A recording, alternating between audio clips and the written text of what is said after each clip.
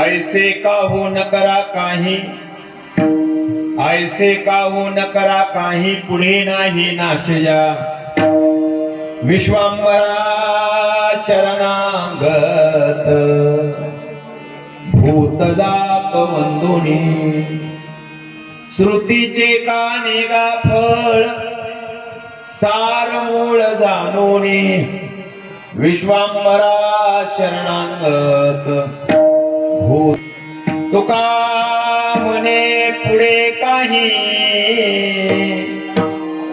तुका म्हणे पुढे काही वाट नाही यावरी विश्वांभरा शरणागत भूतजात वंदुनी महायोग पीठेत देवी मरत्याम वरम पुंडरीकाय दातु मुनिन्द्रैः समागत्य तिष्ठं तमानंद कंधम परब्रह्मलिंगम भज पांडुरंगम पांडुरंगा करू प्रथम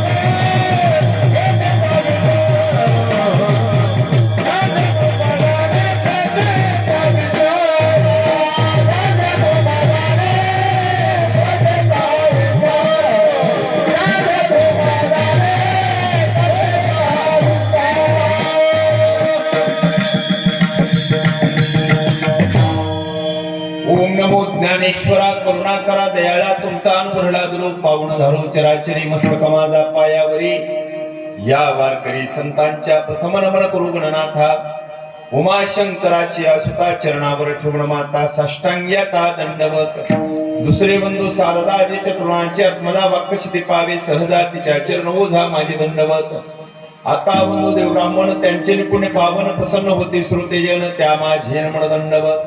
आता वंदो साधू सज्जन रात्रंदिवस हरीचे ध्यान विठ्ठल नाम उच्चारती जन त्या माझे म्हणदंडव.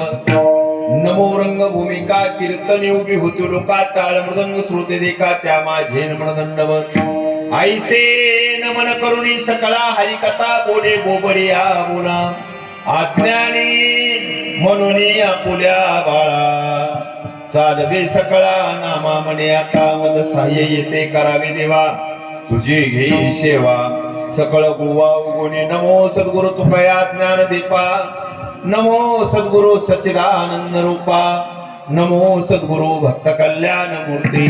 नमो सद्गुरु भास्कराय पूर्ण कृते. ऐसे का हो न करा काही ऐसे का हो न करा काही पुढे नाही नाश जा. विश्वांभरा शरणागत भूत जात वंदुनी. प्रस्तुत प्राप्त स्थळी प्राप्त प्रसंगी सेवेकरता निरूपणा करता निवडलेला अभंग. महान वैष्णव विश्वभूषण विश्वसंत वैराग्याचे महागुरु जगोद्धारक संत श्रेष्ठ श्रीमंत जगद्गुरु तुकोबाराय यांचा 4 चरणाचा दिडक्या पद्धतीचा बहुतेक करून सर्वांच्या पाठातला परिचयाचा असा हा उपदेशपर प्रकरणाचा अभंग आहे. या अभंगाच्या माध्यमातून संत श्रेष्ठ तुकोबाराय तेव्हा मनुष्य मात्रांना उपदेश करतायत. आपण असं काय करत नाही की जे केलेलं कर्म पुढे आपल्या कामाला येईल. त्या केलेल्या कर्माचं चांगलं फळ आपल्या पदरामध्ये पडेल. केलेल्या कर्माचा नाश होणार नाही ना आपलाही नाश होणार नाही. असं कर्म आपण आपल्या जीवनात करू नका.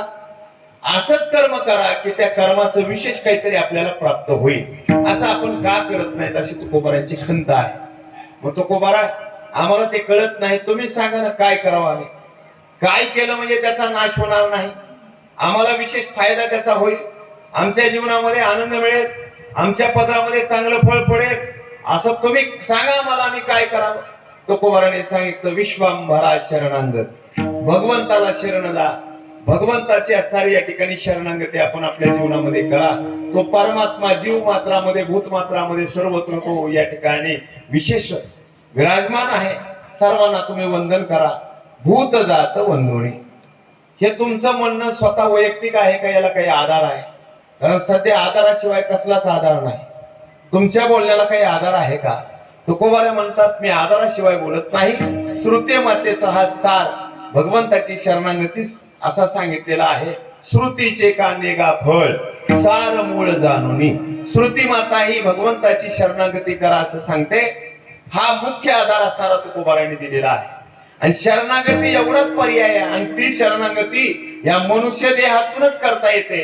अन्य देहातून करता येत नाही. अन्य जीव मात्रातून परमात्म्याला कसं शरण जावं ही मती ज्ञान बुद्धी प्रज्ञा इतर देहात नाही. म्हणून तुकोबाराय म्हणतात एवढीच एक वाट आहे. पुढे वाट शिल्लक नाही.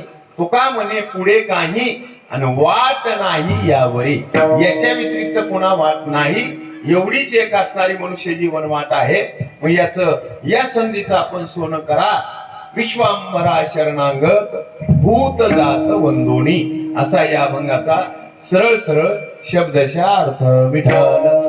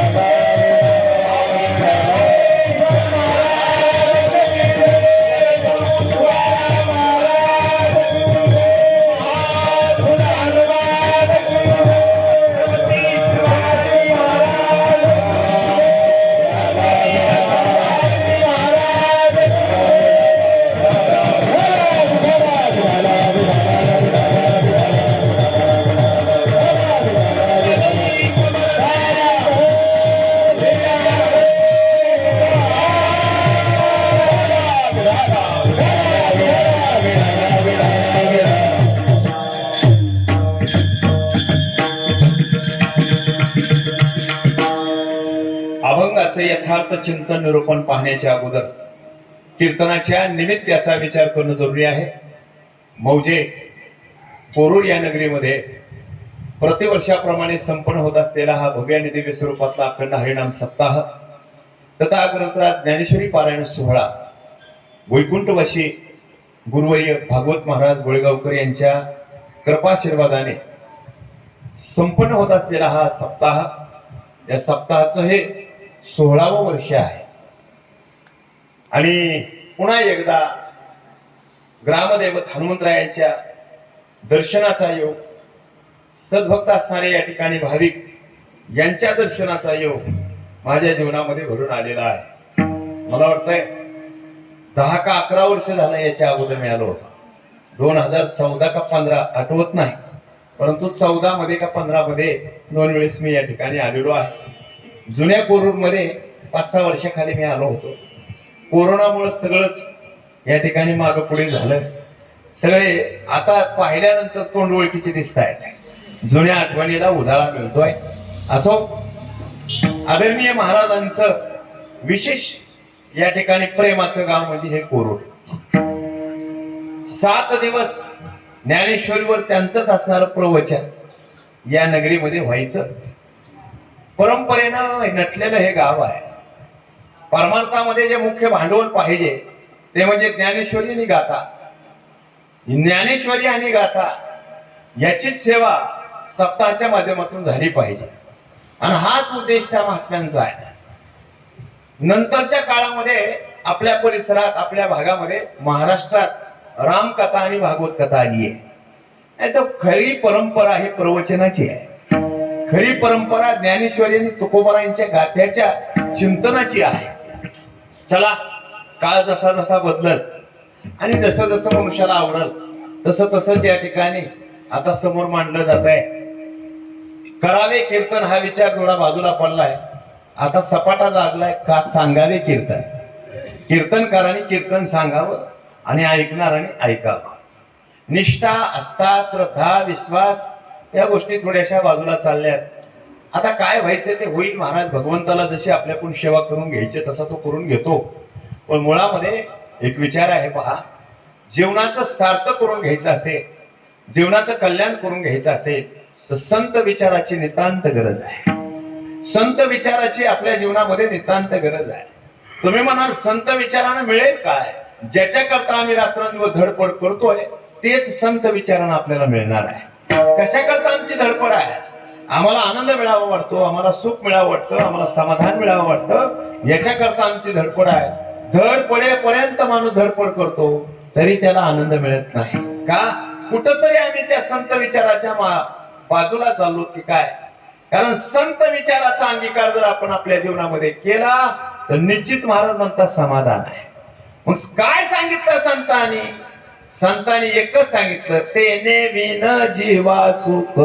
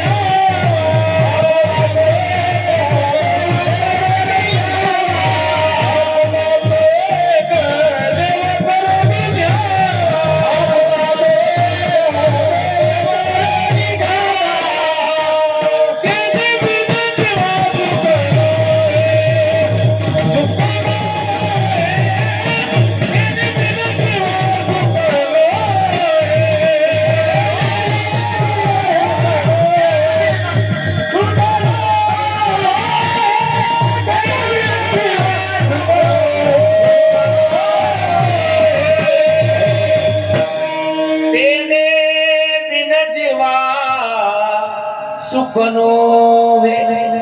त्या परमात्म्याशिवाय जीवनामध्ये सुख प्राप्त होणार नाही.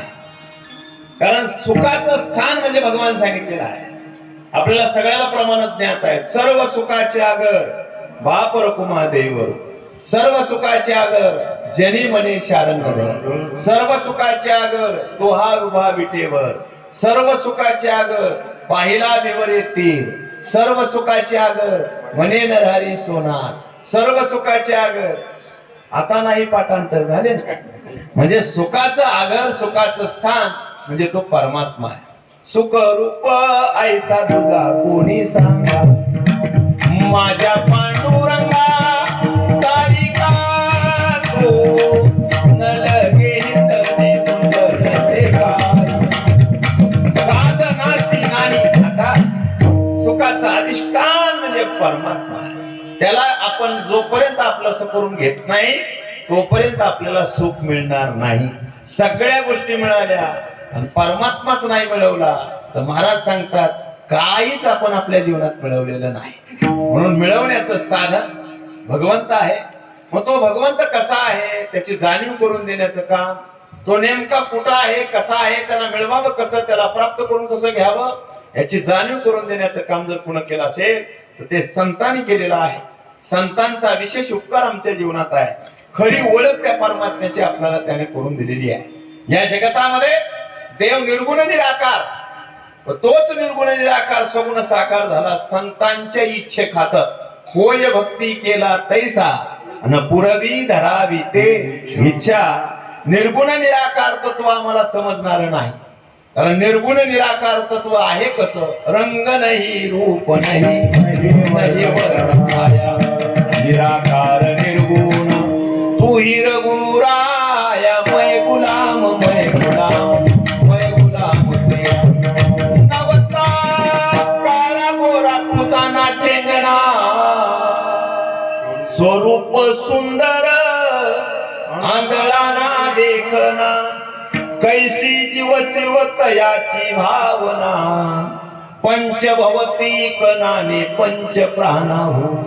काळा होता का गोरा, तुझा होता का उंच, अहो एवढंच नाही तुझं गुण मनो की निर्गुण रे. तुझं गुण मनो की निर्गुण रे.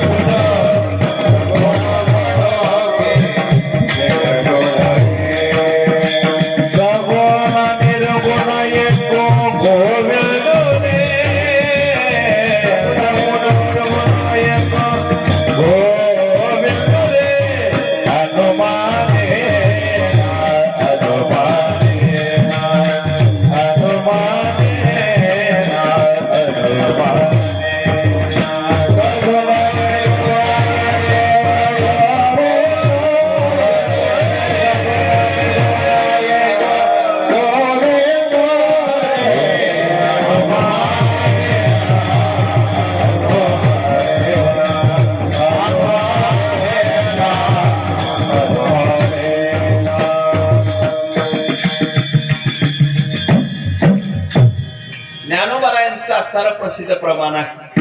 तो परमात्मा निर्गुण, तोच परमात्मा सगुण. परंतु त्या निर्गुणापर्यंत जाऊन पोहोचायचं असेल तर संतांनी आम्हाला मार्ग सांगितला. निर्गुणी पावलो सगुणी भजता. आपला विषय चालू आहे परमात्म्याजवळ सुख आहे, परमात्म्याजवळ आनंद आहे, परमात्म्याजवळ स्थिरता आहे. सगळं मिळवलं ना आपण देव जर नाही मिळवला तर जीवनात आपण काहीच मिळवलं नाही.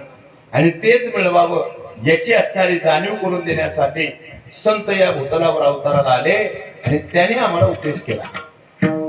कारण सर्वसामान्यांच्या जीवनाची होत असलेली वाताहत संतांनी पाहिली.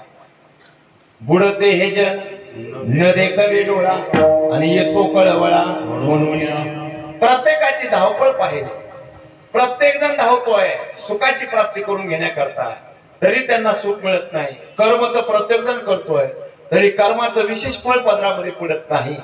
संतांनी या भूतलावर येऊन सर्वसामान्याची होत असलेली वाताहत पाहिली. त्यांना थोडीशी खंत वाटली, कारण प्रत्येक जीव धावतोय सर्व सुखाची अशा. जन्म गेला क्षण एक मुक्ती यज्ञ नाही केला, हिंडता दिशाशी न पावला आणि माया वेष्टीला जीव मानला. त्याची धावपळ काही थांबायला तयार नाही. तो सारखं धावतोय, सारखं धावतोय, सारखं धावतोय. कुठपर्यंत धावणार? जुने कीर्तनकार एक मजेशीर दृष्टांत सांगायचे. अचानक आवाज भरून आलं विजेचा चमचमाट सुरू झाला आणि मध्ये ढगाचा गडगडाट. अचानक ढगाचा मोठा आवाज झाल्याबरोबर कुंपामध्ये, काटाडीमध्ये, झुडपामध्ये दडून बसलेलं सस, त्या सस्यानं बाहेर उडी मारली आणि बाहेर उडी मारून ते सस धावू लागलं. त्या सस्याला हरणानं विचारलंय, ए सस्य दादा, अरे कुठं धावतो? त्यावेळेस त्या सस्याला मराठी कमी हिंदी जास्त बोलता येत होतं.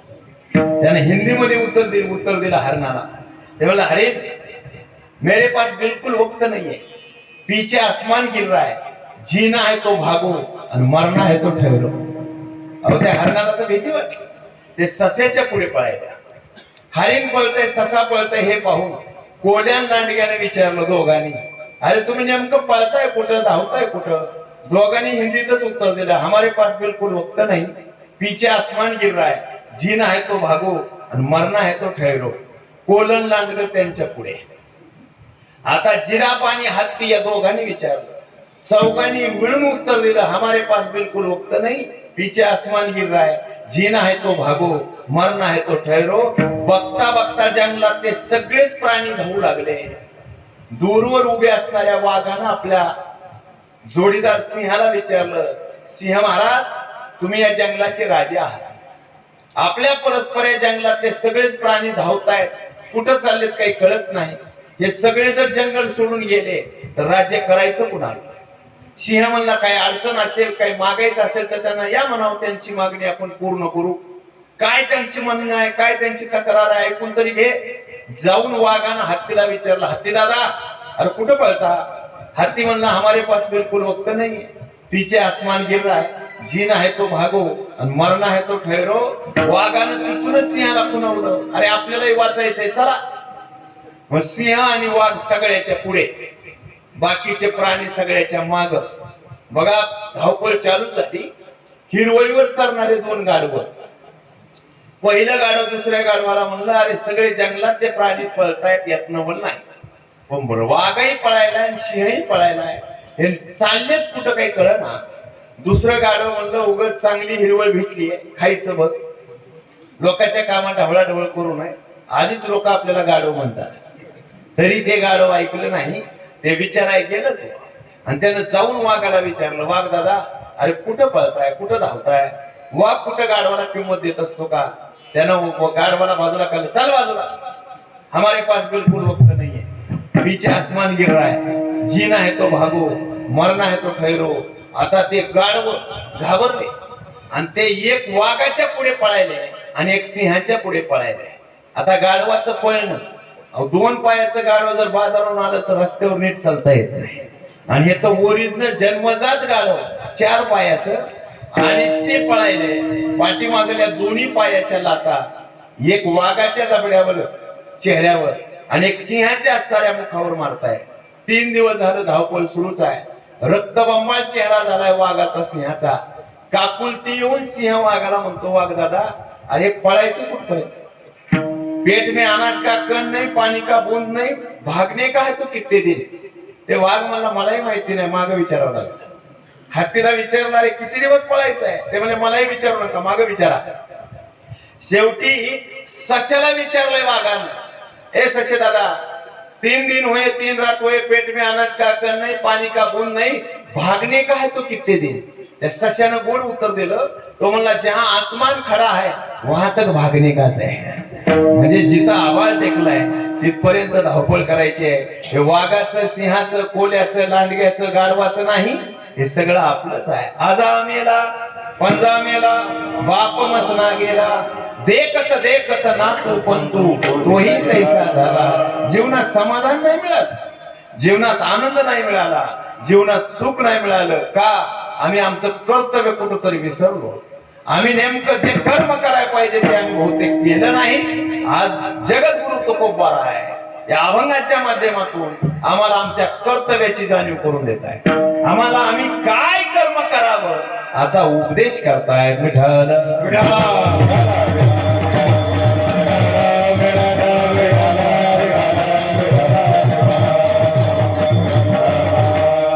उपदेश तर बरेच जण करतात. तो जन्म झाला, मायबाप उपदेश करतात.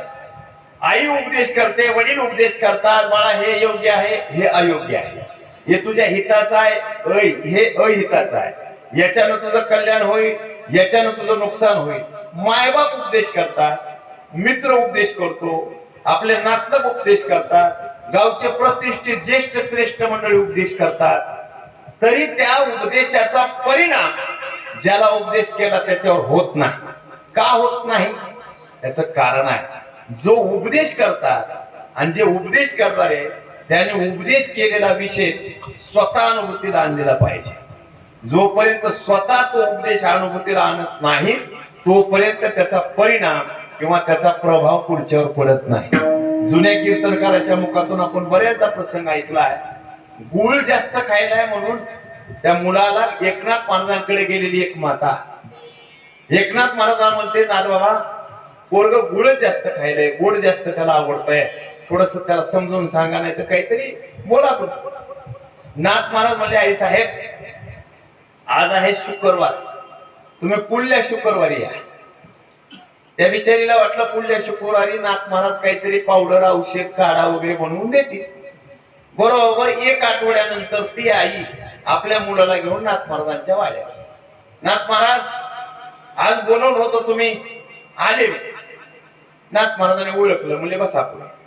नाथ महाराज त्या लेकराच्या जवळ गेले, मस्तकावून हात फिरवला आणि सांगितलं, बाबा गुळ खात जाऊ नको, गुळ शरीराला अपायकारक आहे, जास्त खाणं त्याच्यामुळे जंत होतात, पुढे शुगर सारखा आजार होतो, गँग्रीनला आमंत्रण आहे, त्याच्यामुळे गोड जास्त माणसानं खाऊ नये. सणावाराला वगैरे खाल्लं तर काही हरकत नाही, गुळ काही खाऊ नको बरं का. असं म्हणून मस्तकावून हात फिरवला आणि पाठीवर थाप टाकली आणि सांगितलं, आई आता हा मुलगा गुळ जास्त खाणार नाही. त्या बिचारीला थोडा राग आला. ते म्हणजे एवढं जर सांगायचं होतं तर त्याच्याकरता एक आठवडा कशाला घातला. माझा रोजगार आजचा बुडाला, आजचा रोजगार माझा बुडाला. तुम्ही एवढं जर सांगायचं होतं तर गेल्या शुक्रवारी सांगू शकत होतात ना. मला वाटलं तुम्ही काही औषध देताल, काढा देताल, काहीतरी वनस्पती देताल, काहीच दिलं नाही. एवढं बोलण्याकरता आठवडा का घातला? त्यावेळी एकनाथ महाराजांनी फार गोड उत्तर दिलं. ते म्हणले, आई साहेब गेल्या आठवडी गेल्या शुक्रवारी जर मी सांगितलं असतं तर त्याचा परिणाम तुमच्या मुलावर झाला नसता. म्हणले का? आधीच पोळ्या मीच गुळवण्यात बुडवून खाल्ल्या होत्या, आता मीच जर गुळ खाल्लाय, गुळाच्या पोळ्या खाल्ल्या तर त्याचा परिणाम होणार का पुढच्यावर? नाही होणार. परिणाम होण्याकरता अगोदर स्वतः अनुभव घ्यावा लागतो. जगद्गुरु तुकोबाराय, ज्ञानोबाराय, नामदेव महाराज, नाथ महाराजांनी केलेल्या उपदेशाचा परिणाम पुढच्यावर होतो. त्याचं कारण आहे अनुभव आले अंगा.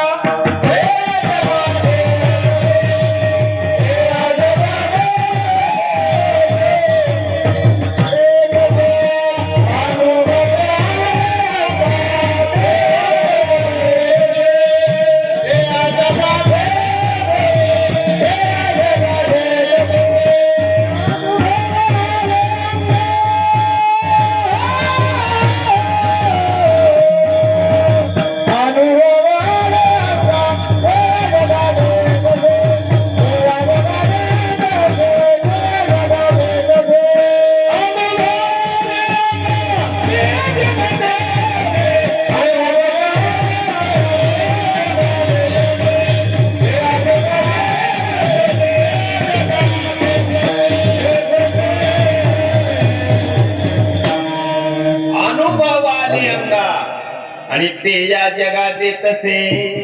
स्वतःच्या जीवनामध्ये आलेला उत्तम प्रकारचा अनुभव, ज्या अनुभवानं पुढच्याचं कल्याण होईल असाच अनुभव त्याने उपदेशाच्या माध्यमातून जगाला सांगितला. एवढे बाबांना हे करा, यानं तुमचं कल्याण आहे, यानं तुम्हाला विशेष असणारा फायदा होईल. हे अनुभवाचे बोल संतांनी आपल्या मुखविंदातून अभंगाच्या माध्यमातून व्यक्त केलेले आहे. कारण त्यांनी ते जीवनात अनुभव घेतलेले आहे, म्हणून त्याचा चांगला परिणाम, चांगला प्रभाव पुढच्यावर पडतो. पहा, आपण सांगितलं त्याचा परिणाम पडत नाही, त्याचा परिणाम प्रभाव या ठिकाणी पडत नाही. आई चांगलाच उपदेश करते. शाळेतून पोरगा आलाय, किचन ओट्यावर 10 किलोचा साखरेचा डबा पूर्ण भरलेला, टोपण रिकामं दिसलं, उघडं दिसलं. पोरानं लगेच बचत मारली, तोंडात टाकली साखर. शेजारच्या घरी गेलेली आई धावतच आली, बघितलं पोरग घरात आलेला आहे, साखरेचा डबा उघडा आहे आणि त्या डबा पूर्ण भरलेला असताना मध्ये साखर घेतल्याची जाणीव तिला झाली. कारण साखर खाली काही गळाली आहे, खोलगड भाग पडलाय, गायरणाचा म्हणून नेल्यानंतर खड्डा जसा पडतो तसा. आणि ते खोलगड भाग पडलेला बघितला आणि ती माय लेकराचा शोध घेऊ लागली. कुठे गेलं पोरग, कुठे गेलं पोरग? पोरग कोपऱ्यात बसून साखर खायला. आई आल्याची जाणीव झाल्याबरोबर त्यानं सगळी साखर एकदाच गिळून टाकली. ती आई जवळ आली, म्हणजे पोरा साखर खाल्ली का? तर मला नाही आहे. नाही खाल्ली आहे, खाऊन खोटं बोलू नको. तो म्हणला नाही आई, साखर मी खाल्लीच नाही. खोटं बोलू नको, सगळे पुरावे तुझ्या विरोधात आहेत. तो म्हणला किती तू पुरावे सांगितले तरी मी साखर खाल्लीच नाही. त्यावेळी ती माय म्हणली, ती म्हणते अरे मी तुला जन्म दिलाय, असं खोटं का बोलतो? गोड खाल्ल्यानंतर माणसाचा चेहरा जरा चमकतो, हा डोळ्यामध्ये जरा वेगळी झलक, तुझ्या डोळ्यामध्ये वेगळंच असणार या ठिकाणी दिसतंय. तुझ्या गालाला काही साखरेचे कंची टकले, डब्याच्या खाली साखर पडली आहे. हे सगळं खरं असताना तू म्हणतो साखर खाल्ली नाही. तर मला आई साखर खाल्लीच नाही. त्यावेळी ती माय उपदेश करते, एवढा चांगला उपदेश करते. ते म्हणते बाळा तू साखर खाल्ली आहे आणि थोड्या गोष्टी करता तू असं खोटं बोलू नको, हे सवय चांगली नाही. माणसानं फासावर जायची वेळ आली तरी खोटं बोलू नये. आता उपदेश चांगला आहे का वाईट आहे? फासावर जायची वेळ आली तरी माणसानं खोटं बोलू नये. आईचा उपदेश आहे, चांगला आहे.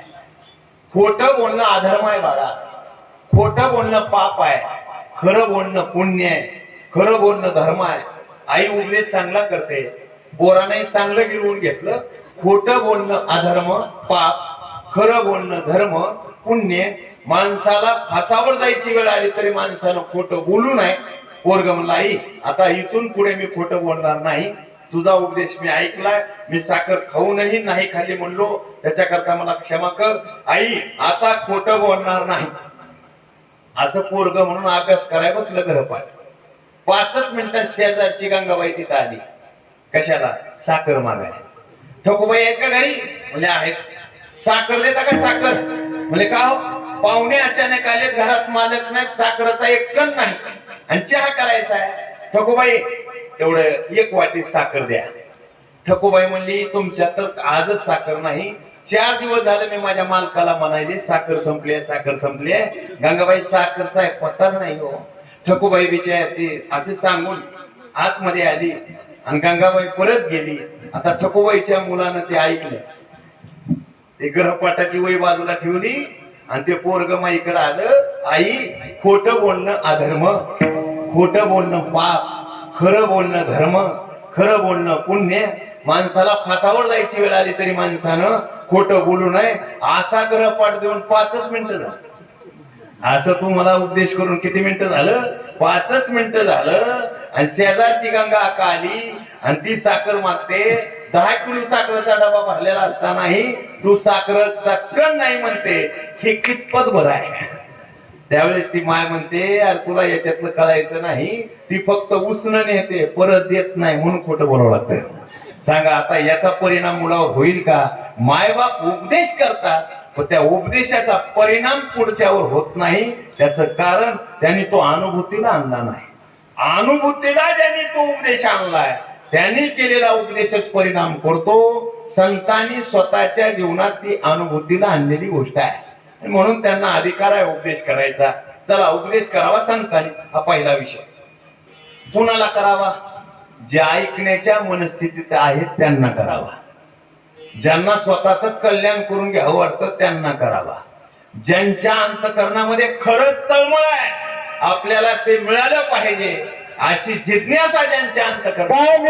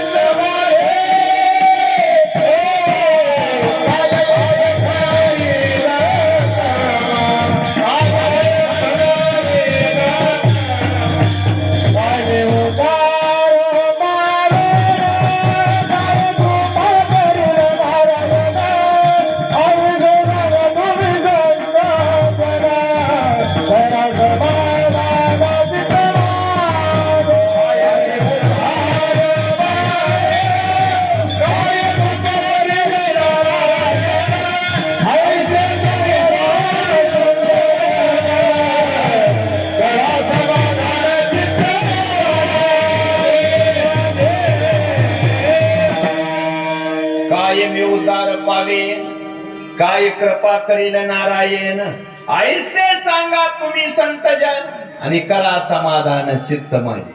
खरंच त्यांना स्वतःच्या अंतःकरणामध्ये सातत्याने एक चिंता तळमळ लागलेली आहे. त्यांना केलेला उपदेश फायद्याचा ठरतो. नाहीतर बऱ्याच जणांना उपदेश कळतच नाही. चिमणी एवढी सुगरण आहे, बहिणाबाईंनी तिच्यावर फार गोड कविता लिहिली. अरे खोप्यामध्ये खोपा जसा सुगरणीचा चांगला, एका पिल्ल्यासाठी तिने जीव झाडाले टांगला. अशी चिमणी सुंदर महाराज खोपा तयार करते. घर चांगलं तिनं तयार केलंय आणि त्या घरातून गॅलरीतून ती आपलं मुख बाहेर काढते. चिमणी सुंदर खोपा त्याच्यातून असणारं मुख बाहेर काढते. समोरच्या फांदीवर बसलेल्या माकडाकडे पाहते. अवकाळी पावसानं माकड भिजलंय आणि वारा वाहतोय. ते वारा त्याच्या अंगाला झोंबतोय.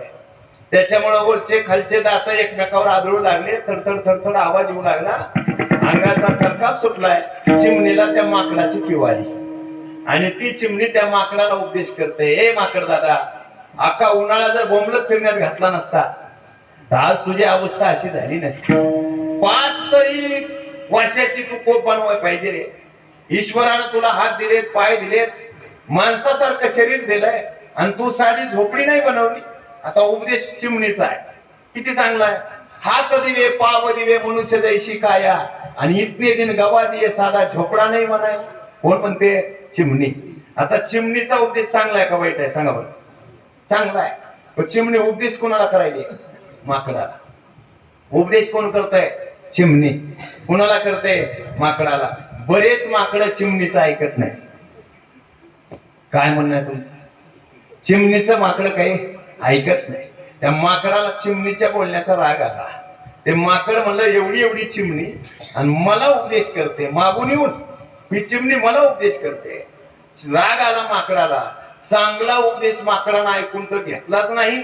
उलट चिमणीनं बनवलेलं घरटही माकड तोडल्याशिवाय राहत नाही. क्रोधी अविश्वासी त्याची मोह देता, त्याची मोह देता.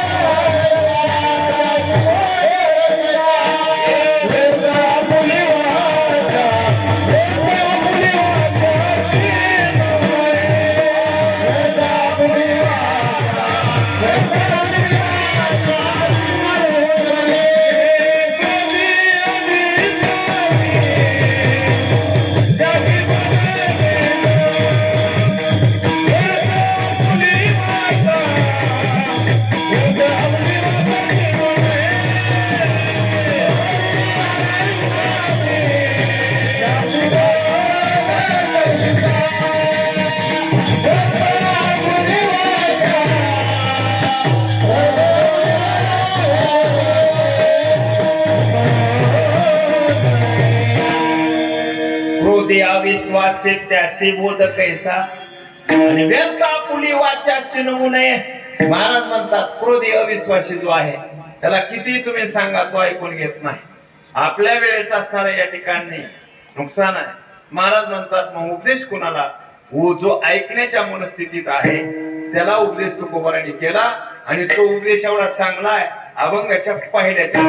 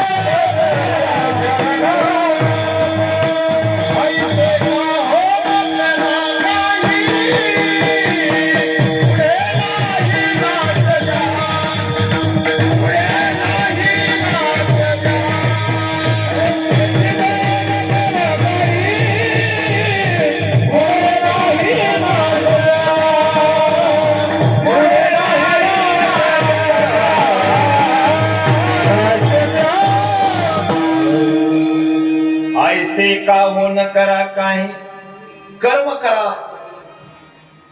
आणि मनुष्य जीवन हे कर्म प्रधान जीवन आहे. कर्म हे मनुष्याला करावंच लागतं. काही जण म्हणतात आता आम्हाला काही करायची गरज नाही. चारीच्या चारी मुलं आपल्या आपल्या कार्यात सध्या चिरावलेले आहेत. सगळ्या गोष्टी परिपूर्ण झाल्या. आता आम्हाला काही करायची गरज नाही. काही न करणं हे सुद्धा करणं आहे. महाराज म्हणतात मनुष्य जीवन हे कर्मप्रधान आहे. कर्म हे करावंच लागतं. आणि आणखी एक आहे पहा, कर्माचा एक अबाधित सिद्धांत आहे. कर्म करावंच लागतं आणि केलेल्या कर्माचं फळ भोगावं.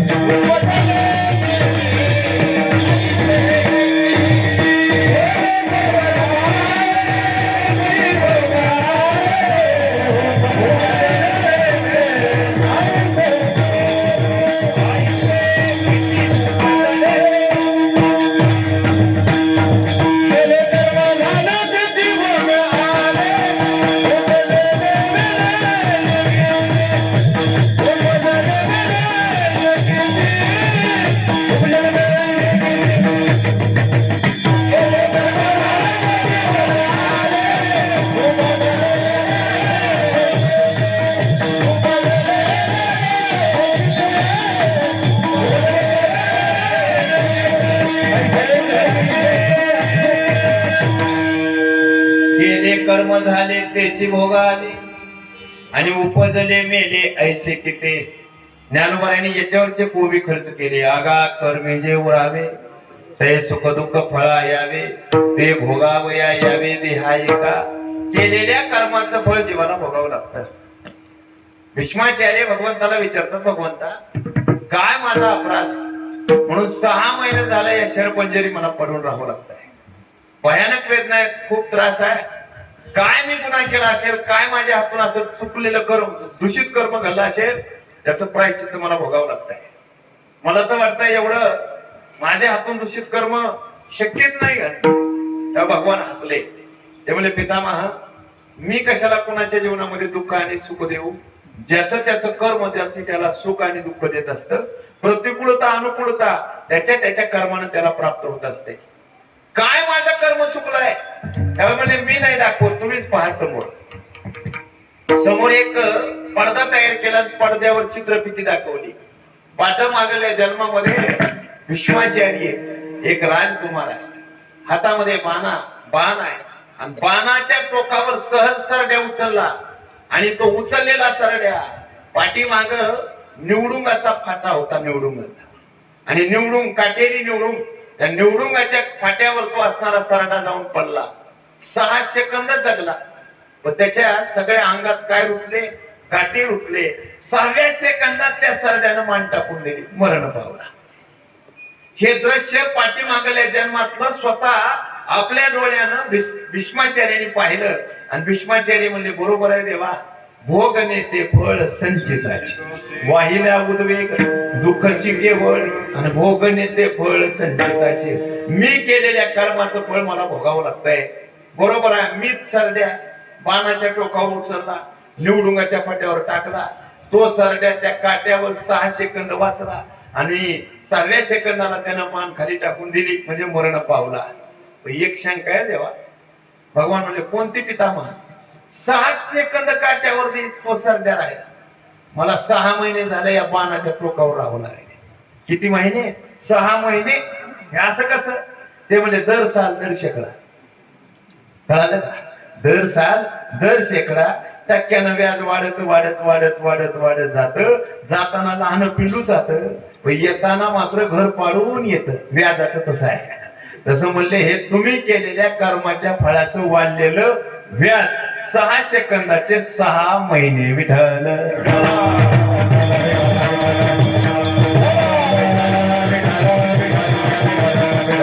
कर्म जीवाला करावंच लागतं आणि केलेल्या कर्माचं फळ भोगावंच लागतं. ज्यानं केलं त्याला ते भोगावं लागतंय. उजव्या हाताने केलेलं डावा हात भोगत नाही आणि डाव्या हाताने केलेलं उजवा हात भोगत नाही. आणि एक सांगू का, चांगलं काम उजव्या हाताने केलं की लगेच त्याला फायदा आहे. डाव्या हातानं चांगलं काम केलं त्याला फायदा आहे. उजव्या हातानं सकाळी चांगलं काम केलं, डाव्या हातावर पाणी टाकलं. उजव्या हातानं सकाळी डाव्या हातावर पाणी टाकलं, महाराज फायदा उजव्या हाताचा 4 तासाला झाला. डाव्या हातानं उजव्या हातावर पाणी टाकलं, कळालं तर बघा, नाही तर झोपायचं. सांगायचं तात्पर्य म्हणजे हे कर्म आहे, कर्माचं फळ आहे. चांगलं वाईट फळ ज्याची त्याला भोगावं लागतंय. आमचे गुरुजी सांगायचे, महाराज रस्त्याने चालले आणि केशर लांब्याला लागलेला पाड बघितला. पाड कोणी बघितला? डोळ्याने. ज्यानं बघितला त्याला जाता येईना, नेण्याचं काम पायाने केलं. ज्यानं नेलं त्याला तोडता येईना, तोडण्याचं काम हाताने केलं. ज्यानं तोडला त्याला खाता येईना, खाण्याचं काम तोंडाने केलं. ज्यानं खाल्ला त्याला चाकता येईना, चाकण्याचं काम जिभेने केलं. आणि जिनं चाकला तिला साठवता येईना, साठवण्याचं काम पोटाने केलं. बघा, पाहिला डोळ्यानं, नेलं पायानं, तोडला हातानं, खाल्ला तोंडानं, चाकला जिभेनं, साठवला पोटानं. व त्या आंब्याच्या मालकानं बघितलं, ते म्हणजे उन्हाळ्यात इकडून तिकडून घागरी आणून पाणी टाकलं, त्यावेळेस 25 आंबे लागले त्या आंब्याला. मी पहिला आंबा देवाला, दुसरा आंबा नातवाला द्यावं म्हणलं होतं. या महाराजानं मला न विचारता आंबा कसा खाल्ला. राग आला, काठी उचलली आणि महाराजांच्या पाठीत. महाराज म्हणले की जोरात मारा बरं. हो, अशी काठी मारली. आता तुम्ही म्हणाल केले कर्म झाले त्याची भोगा आले. मग इथं पाठीचं देणं नाही घेणं नाही. गुन्हेगार डोळा, गुन्हेगार हात, गुन्हेगार पाय, गुन्हेगार तोंड, गुन्हेगार जीभ, गुन्हेगार पोट. पाठीचं देणं नाही घेणं नाही. पाठीला मार कसा? तर त्याचं उत्तर असं आहे बघा, मार पाठीला जरी बसला असला तरी दुःखाचे अश्रू जिथं आले ते डोळे आहे. कारण पहिला गुन्हा कोणी केलाय? डोळ्याने केलाय. म्हणून केले कर्म झाले त्याची भोगा आले, उपजले मेले ऐशे किती. कर्म जीवाला करावंच लागतं आणि कर्माचं फळ जीवाला भोगावंच लागतं. मग कर्म जर करायचं तर चांगलं का करत नाही? हिताचं कर्म का करत नाही? ज्या कर्मानं चांगलं फळ मिळेल, पुढे त्याचा नाश होणार नाही, असं कर्म तुम्ही तुमच्या जीवनात का करत नाही? करा रे बापानो साधन,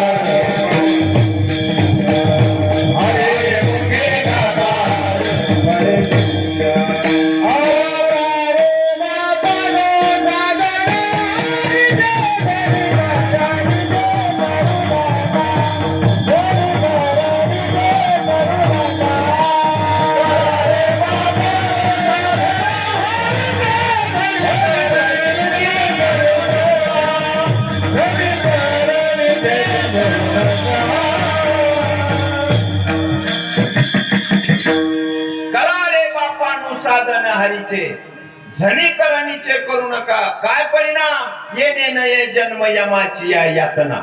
आणि ऐसी या साधना करा काही. आणि आता आपल्याला बरं वाटत, पुढे मात्र त्रास आहे. विषयाचे सुख येते वाटे गोड, पुढे अवघड यमदंड. मारिती तोडीती झोडीती निष्ठूर आणि यमाचे किंकर होसा. म्हणून विचार करून कर्म करा. एकदा रावणानं बोलवलंय मामाला. दोन मामा प्रसिद्ध आहेत, महाभारतातला आणि रामायणातला. मामाशिवाय भाच्याचं कल्याणच नाही, मामाची गरज आहे. आणि मामाला बोलवलं रावणानं. आल्या आल्या रावणाचा मामा मारीच रावणाला विचारतो, का बोलवलं? ते म्हणजे मामा काही करू नका, स्वयंपाक करायला सांगितलाय, आचार्य मंडळी स्वयंपाक करते, जेवण करू, आणि एकांतामध्ये तुम्हाला का बोलवलं ते नंतर सांगेल. झालं, स्वयंपाक झाला, जेवणाची वाढ झाली, जेवण मामा भाच्यांचं झालं, आणि एकांतामध्ये आता मारीच विचारू लागला, रावणा लवकर बोल ना, का बोलवलं मला? त्यावेळेस रावण सांगू लागला, मामा जनक राजानं सीतेचं स्वयंवर आयोजित केलं होतं. जो शिवधनुष्य उचलील त्याच्याशी सीता विवाह करणार असं ठरलेलं. 80,000 सुसरूपवान पत्नी असतानाही सीतेची अभिलाषा माझ्या अंतःकरणात निर्माण झाली. मी तो पण यशस्वी करेल असं वाटलं ना, अहंकारानं तिथं गेलो. शिवधनुष्य काही मला उचललं नाही. जे शिवधनुष्य माझ्या छातीवर पडलं, माझा अपमान त्या भरमंडपात झाला, नाकातोंडातून रक्त निघालं, मी तिथून पळ काढला. पण तेच शिवधनुष्य दशरथ नंदन रामानं उचललं. त्या सीतेचा विवाह ठरल्याप्रमाणे रामाशी झाला. मनात एक गाठ बांधली होती, मी एक दिवस तरी त्या सीतेला मी अशोक वाटिकेत लंकेत घेऊन येणार म्हणजे येणार. आता ती सीता रामासोबत तपोवनामध्ये आहे. तपोवन पंचवटीमध्ये पर्णकुटी बांधली, आणि ते या ठिकाणी दाम्पत्य गोदावरीच्या काठेवर राहत आहे. हे सगळं ऐकल्यानंतर मारीच विचारू लागला, रावणा हे मला सगळं सांगत बसण्याच्या ऐवजी मला का बोलवलं ते सांग. आता सगळं रामायण सांगू, मला का बोलवलं, माझ्याकडून तुला काय काम करून घ्यायचंय? तर मला मामा तेच सांगायचंय, मला त्या सीतेला आपलंसं करायचंय. तुम्ही मायावी राक्षस आहात, तुम्हाला कोणतंही रूप घेता येतं, तुम्ही फक्त हरण व्हा. हरण सुवर्ण कांती धारण करा, तिथं हरण होऊन जा. सीता तुम्हाला पाहिजे, पतीकडे आग्रह करेल, प्रभू रामचंद्र तुमचा पाठलाग करतील, मी त्यावेळेस तिथं जातो आणि सीतेचं हरण करतो. रामाचा महिमा माहिती होता मारीचीला. एक वाणी, एक पत्नी, एक वचनी राम. तो जर आपल्या मागे आला आणि त्याच्या धनुष्यातून जर बाण सुटला तर आपलं त्याच्यात काय होणार आहे? मरण. तो मारीच म्हणू लागला, रावणा तुम्हाला दुसरं काही काम सांग, मी नाही होणार हरण. ते म्हणले का? मी जर झालो हरण तर माझं रामाच्या हातानं मरण, त्याच्यामुळे मी नाही होणार हरण. ते म्हणले तसं करू नका मामा, वाच्या करता एवढंही करायचं नाही का? मेला तरी काय होतंय? तुम्ही मेला तर तुमच्या पुण्यतिथीला सप्ताह करतो, मध्यभागी गावात पुतळा बांधतो, 5-6 गावाला या ठिकाणी अन्नदान करतो, पुढच्या पिढीची काळजी करू नका, सगळ्याला सरकारी नोकऱ्या लावतो, तुमच्या पत्न्यांनी पेन्शन चालू करतो, घरकुल बांधून देतो. तुम्ही काळजी फक्त माझ्या करता काय व्हा, हरण व्हा, हरण. तो मारीची म्हणला मी नाही होणार हरण, मला माझं डोळ्यानं माझं मरण दिसतंय, मी हरण होणार नाही. आता तो रावणच की हो, जसा बुद्धिवान, जसा बलवान, जसा धैर्यवान, तसाच तो कपटी रावण. आपला स्वार्थ जर या ठिकाणी साधत नसेल तर नाते संबंध न पाहणारा रावण म्यानातून तलवार काढली आणि ती चमकणारी तलवार त्या मारीचीला दाखवली. मामा गुमाना हरण झाला तर आता ठीक आहे, नाहीतर माझ्या तलवारीनं तुमचं मर, इथून जिवंत जाऊ देणार नाही. आता मारीचीला कळून चुकलं, हरण झालो तरी मरण, नाही झालो हरण तरी मरण. फक्त एकच आहे, हरण झालो तर रामाच्या हातानं मरण, आणि नाही झालो हरण तर रावणाच्या हातानं मरण. रावणाच्या हातानं आलेलं मरण जन्म मरणाच्या राहडगाडग्यात अडकविणार आहे, त्याचं फळ विशेष मिळणार नाही. पण रामाच्या हातानं आलेलं मरण विशेष फायदा देणार आहे. हा विचार मारीचीने केला आणि मारीची म्हणू लागला, रावणा मी हरण होण्याकरता तयार आहे. तुकोबाराय म्हणतात, हे दैत्य असणाऱ्या मारीचीला कळायले, तुम्हा आम्हाला का करू नये? थोडासा फळाचा विचार करावा आणि चांगलंच कर्म आपल्या आपल्या जीवनामध्ये आपण करावं. आईसे का हो न करा काही, पुढे नाही नाश द्या, पुढे नाश होणार नाही आपलाही आणि केलेल्या कर्माचाही. असं कर्म आपण आपल्या जीवनामध्ये करा. आईसी दोरी करा रामचंद्र, जेणे चुके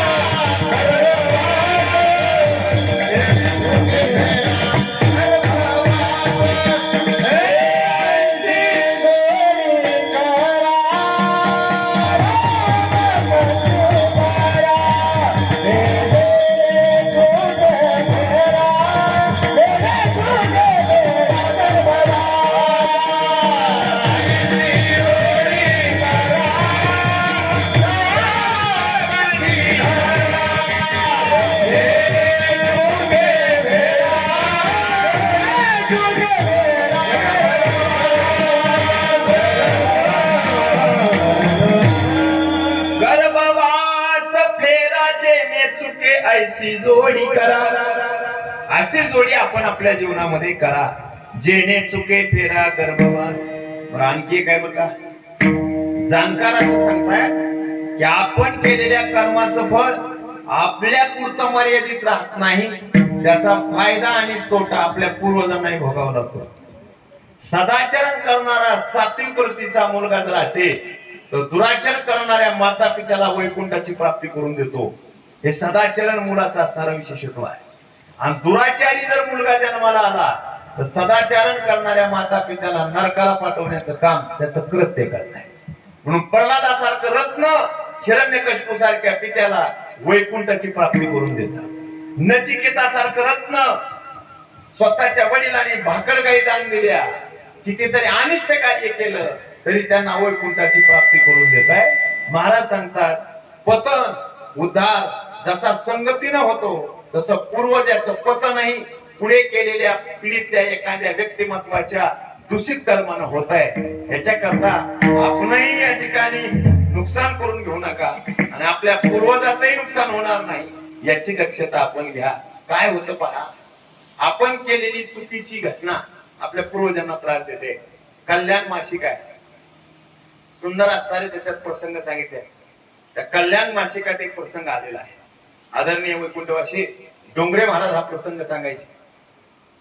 राजहंस आणि राजहंशी दोघं वनविहार करतायत आणि फिरता फिरता फिरता फिरता फिरता सरोवर पाहिले, तळे पाहिले, दरी पाहिली, वन पाहिलं, नद्या पाहिल्या, नाले पाहिले आणि दिवस मावळून गेला. अंदाज कधी झाला कळालंच नाही. रात्रीचे 10 वाजले आणि राजहंसाला स्वतःच्या घरट्याकडे जायचा रस्ता सापडेल. त्यावेळी ती पत्नी राजहंशी म्हणली मालकाला, मालक असं प्रवास करणं चुकीचं आहे. ते म्हणे का, आपल्याला दिशा कळत नाही, आपल्याला रस्ता समजे नाही. आपण एक काम करू, सूर्य उदय होईपर्यंत कुठेतरी आश्रय घेऊ. असं प्रवास करणं उचित नाही, हे धोक्याचं आहे. आता या वनात कोण आश्रय आपल्याला देईल, चला म्हणजे कुठेही बघू. राजहंसानं बघितलं, एका वडाच्या झाडाच्या फांदीवर कावळ्याचं घरटं बघितलं. कावळ्या आणि कावळा गॅलरीतच बसलेला होता. राजहंस आला, कावळ्याला जे हरी राम राम काय नमस्कार करायचा तो त्यांच्या त्यांच्या भाषेत केला. कावळा म्हणला, या या, कसं काय येणं केलं. राजहंस म्हणले, फिरत फिरत आलो होतो, अंदाज झाला, घराकडे जाण्याचा रस्ता काही सापडत नाही, रात्री पुरता आश्रय तुमच्याकडे भेटेल का. कावळा म्हणला, का नाही, अहो घर काय लोकांच आहे का, तुमचंच घर, या बसा. मग त्या राजहंसीला घरामध्ये बसण्याकरता चटई टाकली, चहा पाणी काय जे असेल ते पाहुणचार झाला. रात्रीचा मुक्काम त्या जोडीनं त्या कावळ्याच्या घरी केला. सकाळ झाली, पोहे नाश्ता झाला आणि राजहंस म्हणतोय, कावळे दादा फिरत फिरत जर त्या भागात आला तर आमच्याही घरी तुमचे पाय लागू द्या, तुमचा पाहुणचार आम्हाला करता येईल. आग्राचं आमंत्रण निमंत्रण राजहंसाने कावळ्याला दिलं. कावळा म्हणून आलं तर येतो बरं का तिकडे. बरं, असं म्हणून राजहंस आपल्या पत्नीला घेऊन जाणार. तेवढ्यामध्ये कावळ्याने राजहंसीचा हात पकडला. तो म्हणला, तू कुठं चालली. राजहंसी म्हणली, माझ्या मालकासोबत. कोण मालक. हे म्हणले, माझे मालक हे. म्हणजे कोण म्हणतो तुझा तो मालक आहे. रात्रीचा मुक्काम तू माझ्या घरात केलाय, त्याच्यामुळे मी तुझा मालक आहे. मग राजहंसाला कळालं, एक कावळा आहे. याला काय म्हणतात, कावळा. अरे रात्रीचा एक मुक्काम केला तर माझ्या पत्नीवरच यानं अधिकार गाजवलाय. तो राजहंस म्हणला, असं काही बोलू नका हो, ही माझी पत्नी आहे. सगळ्या समोर माझी मी लग्न करून हिच्याशी असणारा संसार करतोय आणि तुम्ही लगेच म्हणता ही माझी. नाही म्हणजे आगाव बोलायचं नाही. राजहंस माझी पत्नी. राजहंस म्हणला, नाही माझी आहे. दोघाचा वाद लागला, भांडण कोर्टात गेलं. बऱ्याच जणांनी समजून सांगितलं कावळ्याला, कावळे दादा असं का करता. राजहंस पांढरी, तुम्ही काळे, रंगात बदल. आणि राजहंसी कुठं कावळ्याची पत्नी कशी होऊ शकते. तुमचा रंग काळा आहे, राजहंसीचा पांढरा आहे. पांढऱ्या रंगाची राजहंसी काळ्या कावळ्याला मिळतच कशी. ते म्हणजे नोकरी चांगली असते काय, नाही मिळाय काय, फक्त नोकरी पाहिजे. ते म्हणले, काही बोलू नका हो, असं कुठं होत असतं का. भांडण चालू झालं, तारखीवर तारखी. शेवटी निकालाचा दिवस उद्या. कावळ्याने विचार केला, खऱ्यानं जर आपण लढलो राजहंशीने आपल्याला भेटणार नाही. आदल्या दिवशीच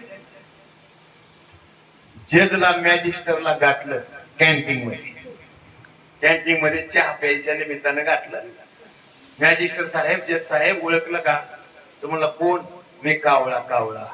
मॅजिस्टर म्हणले मग ओळखलं, उद्या तुमचा निकाल आहे, मी तुमचा निकाल जाहीर करणार आहे. कावळा म्हणला काय निकाल जाहीर करणार? पाठपुरावे साक्षीदार तपासल्यानंतर मी या निकालापर्यंत पोहोचलोय की राजहंशीनी राजहंसाचीच पत्नी आहे.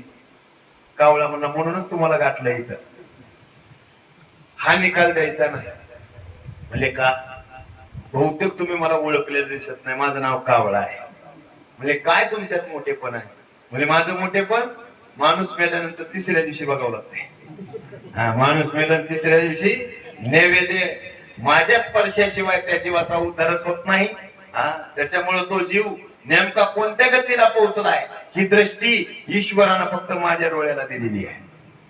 म्हणून काहीतरी फायदा करून घ्या, फक्त निकाल बदला. राजहंसाची करण्याच्या ऐवजी कावळ्याची करा, तुमचा मी फायदा करून देतो. फायदा. जज म्हणला काय फायदा करून देतो तो? म्हणजे तुमची आई म्हणजे 15 वर्ष झालं मरण पावली, वडील 12 वर्ष झालं मरण पावले. मग आई वडिलांची भेट घ्यावी वाटते का? म्हणजे घ्यावी वाटते ना. कुठं भेटती? म्हणजे मी तुम्हाला तुमच्या आई वडिलांची भेट घालून देतो, फक्त निकाल बदला. काय करा? राजहंशी फक्त माझी करा. जजने विचार केला एवढाच बदल जर करून आपल्या मायबापाची भेट होणार असेल तर निकाल खोटा द्यायला काय हरकत आहे? कर्म चुकला मला. आणि जजनं दुसऱ्या दिवशी निकाल दिला, राजहंशी ही कावळ्याची पत्नी. राजहंस झुरून मरण पावला चालू कोर्टात. हा म्हणला कलियुग चालू झालंय, जजच विकत घेतला आणि यानं आपली पत्नी असाही पळकावली आहे. राजहंस मरण पावला, कावळ्याला आनंद झाला. कावळ्यानं डीजे लावला, नाचाय माणसं लावलं आणि नाचत पत्नीला या ठिकाणी घरी घेऊन जाऊ लागला. वाटत जजची भेट झाली, पेढे दिले खायला. जज म्हणले पेढ्यावर भागायचं नाही, मला दिलेला शब्द पूर्ण करायचा आहे. ते कावळा दादा म्हणला आलोच मी पत्नीला सोडून. पत्नीला घरी सोडलं, कावळा परत आला. जज साहेब आता मायबापाची भेट घ्यायची आहे? म्हणजे घ्यायची आहे, चला माझ्यासोबत. कावळा पुढे जज माग, कावळा पुढे जज माग, कावळा पुढे जज माग. गावाच्या कडेला नेलं, येड्या बाबळीच्या पुढे उकिरड्यावर नेलं. ते म्हणले मायबापाची भेट घ्यायची आहे? ते काळा कचरा काढला, ते खाली चिखलाचा गोळा, काळा चिखलाचा गोळा काढला, फोडा त्याला फोडला आणि चिखल फोडल्याबरोबर त्याच्यातून 2 आळ्या निघाल्या. 2 मोठे किडे निघाले, एक लहान आणि एक मोठा. त्यावेळेस तो कावळा जजला म्हणतोय मायबापाला भेटायचंय? म्हणजे भेटायचंय. ते लहान आळी आहे ती तुमची आई आहे आणि मोठी आळी आहे तुमचा बाप आहे. जजला राग आला, तो म्हणला ए मूर्ख कावळ्या, माझे मायबाप सात्विक होते, माझे मायबाप सदाचारी होते, माझे मायबाप धर्मानुरागी होते आणि सदाचारी मायबापाचे माझे असे आळ्या किडी किटे कसे होतील? त्यावेळेस त्या कावळ्यानं गोड उत्तर दिलं. तो कावळा म्हणला खरंच तुमचे मायबाप सदाचारीच होते, खरंच तुमचे मायबाप चांगले होते, पण चांगल्या मायबापाच्या पोटी तुमच्यासारखी नालायक संतती जन्माला आली. तुमच्यासारखी नालायक संतती जन्माला आली. थोड्याशा आमिषा करता खोटी असणारी या ठिकाणी बाजू घातली. खोटा न्याय तुम्ही दिला, खोटा न्याय, आणि खोटा न्याय दिल्याचा परिणाम तुमच्या मायबापाला या ठिकाणी भोगावा लागतोय. जगद्गुरु तुकोबारायांनी गाद्यात प्रमाण दिलंय, लोभावरी ठेवणी हे करी असत्य न्याय नीत, त्यांच्या पूर्वजा पतन आणि नरकी किडे होते जाण. जगद्गुरु तुकोबाराय म्हणतात लोभावर आशा ठेवून जो खोटा न्याय देतो त्याचा परिणाम त्याला तर भोगावाच लागतो, त्याच्या पूर्वजालाही भोगावा लागतो. महाराज सांगतात असं कर्म कशाला करता? चांगलंच कर्म का करत नाही? ऐसे का हो न करा काही, पुढे नाही नाशिजा, पुढे नाश तुमचाही आणि तुमच्या पूर्वजाचाही होणार नाही. असंच कर्म आपण आपल्या जीवनात करा. काय करावं? विश्वंभरा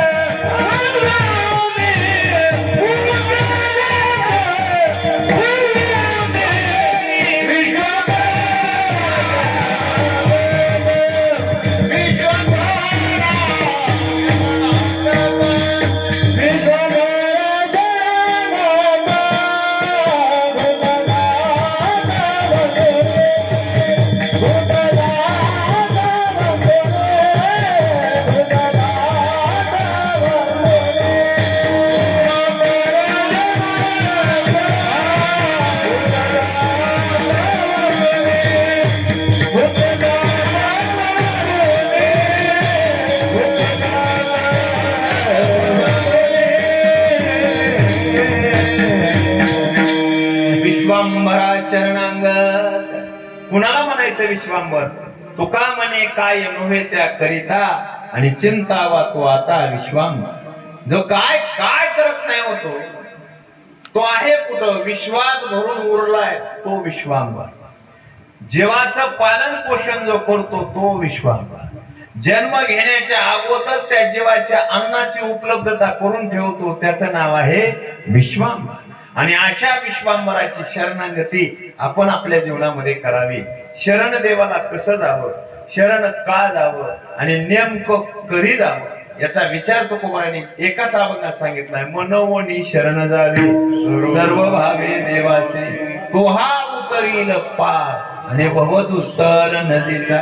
तो परमात्मा आहे कुठं? महाराज म्हणतात आहे कुठं असं काय विचारतात भागवतामध्ये. हिरण्यकशिपू प्रल्हादाला विचारतो, प्रल्हादा तुला वाचवणारा देव आहे कुठे? प्रल्हादाने विचारलं भगवंत, बाबा मला तुम्ही देव आहे कुठं असं विचारण्याच्या ऐवजी मीच तुम्हाला विचारतो तो नाही कुठे. आहे कुठे असं काय विचारता? मीच तुम्हाला विचारतो तो नाही कुठे. येरू म्हणे काष्टी पाशानी सकळ, आहे वनमाळी जेथे ते. आत हारी बाहेर हारी, हरिने घर कहा पगडारू देखे आनेरा, आणि देखे सो सब वहीने घेरा.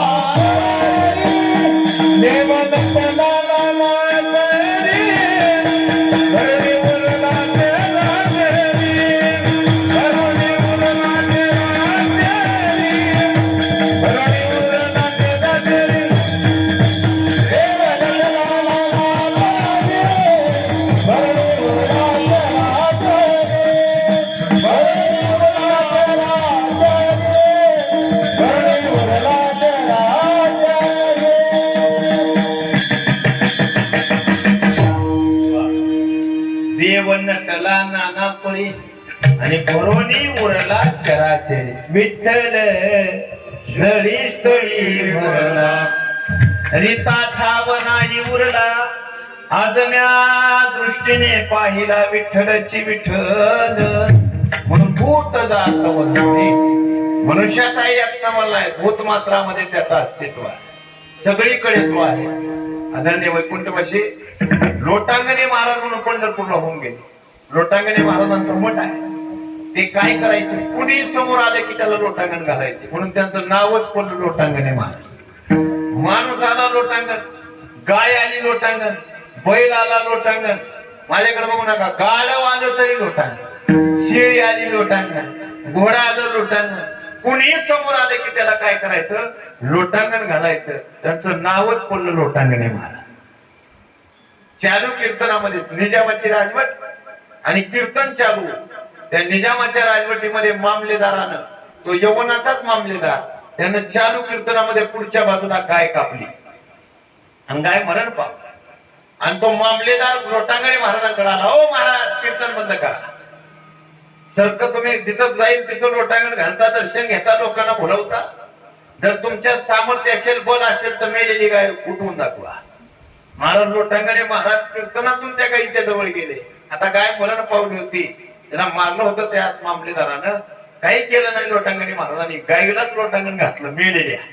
आणि मेलेल्या गायीला लोटांगण घातलं आणि म्हणले, हे माता तुला उठावंच लागेल, कारण प्रश्न कीर्तनाचा आणि भगवंताच्या भक्तीचा आहे. मामलेदारांना आव्हान केलंय, मामलेदारांना चॅलेंज दिलंय, माते काही कर, तुला उठावंच लागेल. भगवंताचा धावा म्हणून केला, परिणाम मरण पावलेली गाय पुन्हा जिवंत झाली. हा शरणागतीचा परिणाम आहे. भगवंताची शरणागती आपण करावी. विश्वांभरा शरणागत भूत जात वंदोनी. कुणालाही शरण जायची गरज नाही. काकडा आपल्याला पाठ आहे, त्याच्यामध्ये नामदेव महाराज म्हणतात, धन दारा पुत्र जन बंधू सोयरे पिशून मग सर्व मिथ्या आहे जाणून शरणारी देवाची शरणागती आपण आपल्या जीवनामध्ये करा. हेच आपल्या जीवनाचं कल्याण करणार आहे.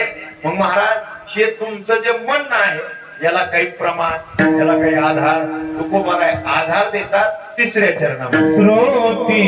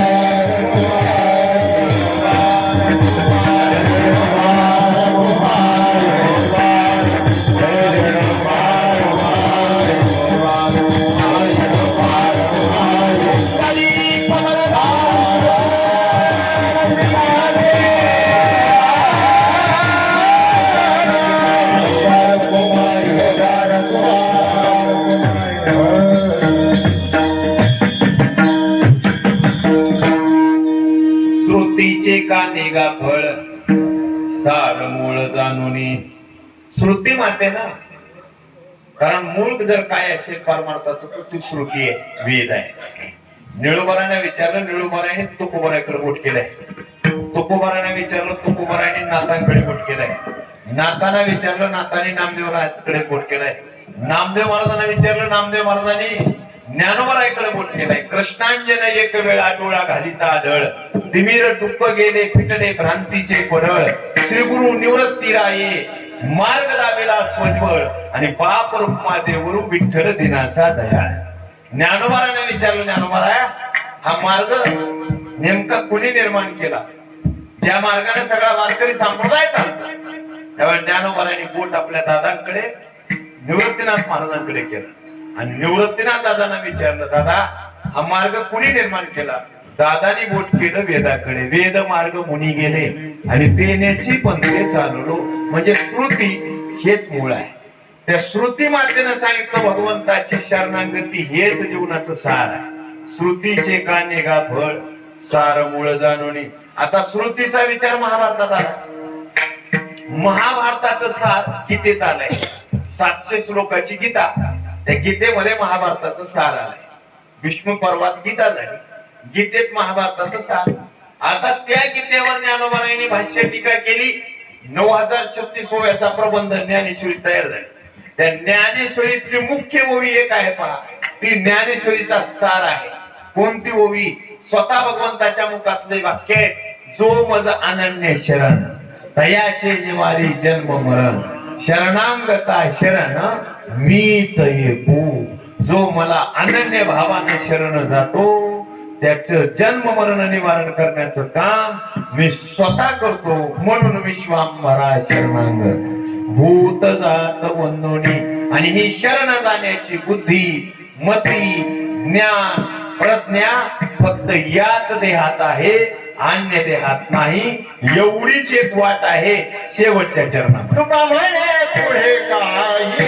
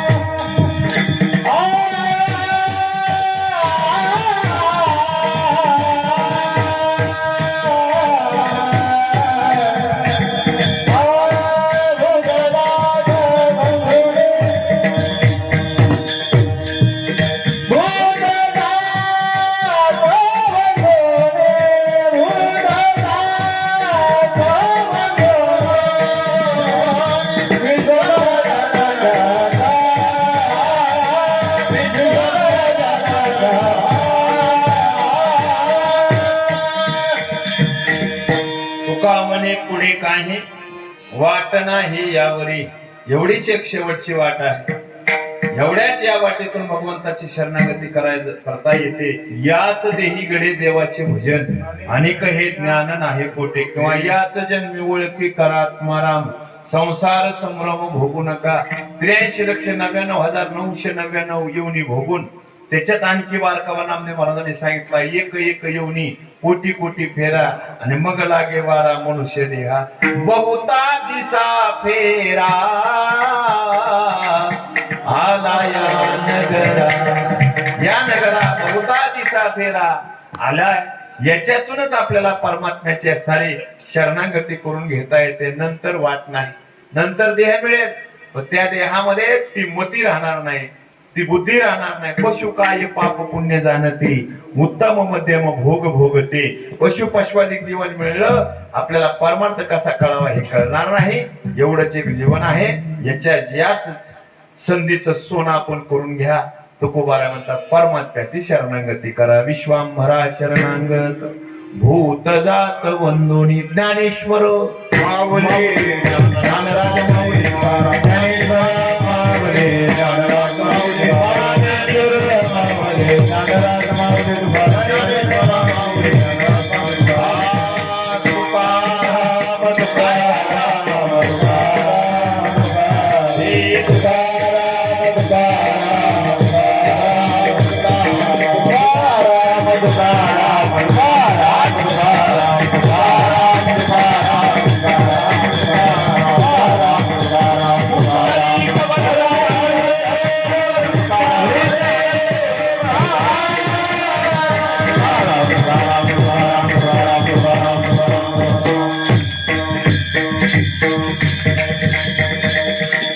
पायाच्या प्रसादे काही बोलिलो विनोदे, मज क्षमा करणे संते नो हे अंगवतयुक्ते.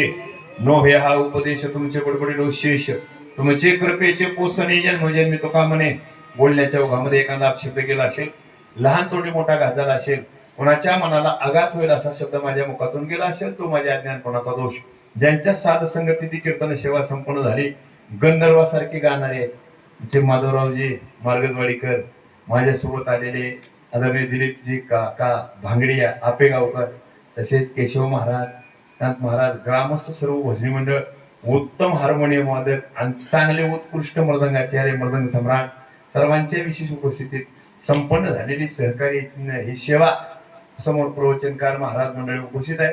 विशेषत्वानं या अभंगाचं निरूपण करत असताना हे आचळच असेल असं मी सांगत नाही. सद्गुरूच्या मुखातून जे काही चिंतन या अभंगाबद्दलचं ऐकलेलं आहे तेच तुमच्या समोर मांडण्याचा केलेला हा प्रयत्न आहे. जसं आणखी एक सांगायचं झालं तर हे सांगावं लागेल, अभंग आम्ही काय सोडवावा. तुकाराम महाराजांचा अभंग सोडवता येत नाही का? त्या अभंगानं आमच्यासारखे बरेच नेऊन सोडले. अभंग सोडता येत नाही. माणसं म्हणतात अभंग आम्ही सोडवला, अशा पद्धतीने सोडवला. अभंग सुटत नाही. एक आहे अभंगाची जसं जमल तशी सेवा करावी. मी अभंगाची जशी जमल तसं सेवा करण्याचाच फक्त प्रयत्न केलेला आहे. न्यूनते पुरते अधिकते करते, करून घ्यावे तुमते विनवितो. किंबहुना तुमचे केले धर्म कीर्तन सिद्धी गेले, येत माझे उरले पायिक पण.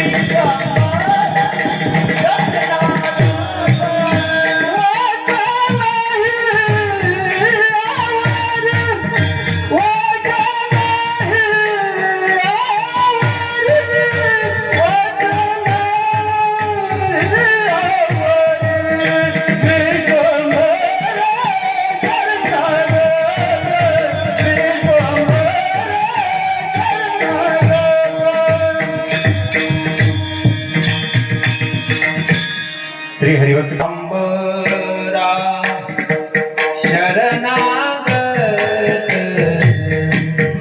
विश्वांबरा शरणागत विश्वांबरा शरणागत विश्वांबरा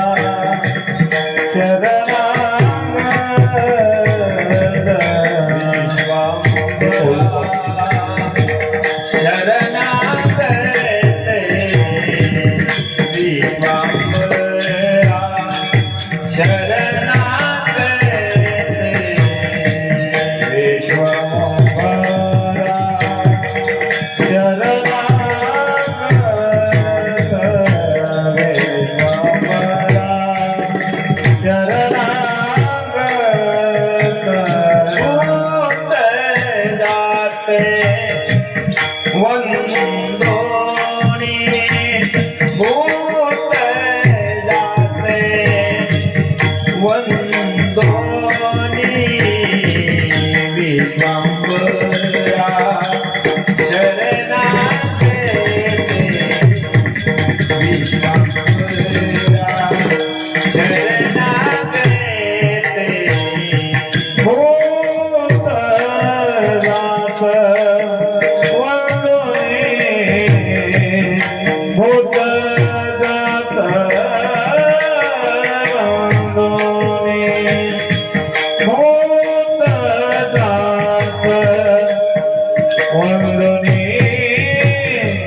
भूत जात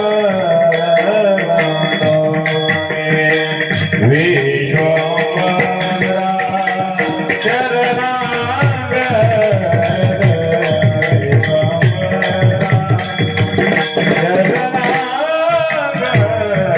भूत जात वंदोनी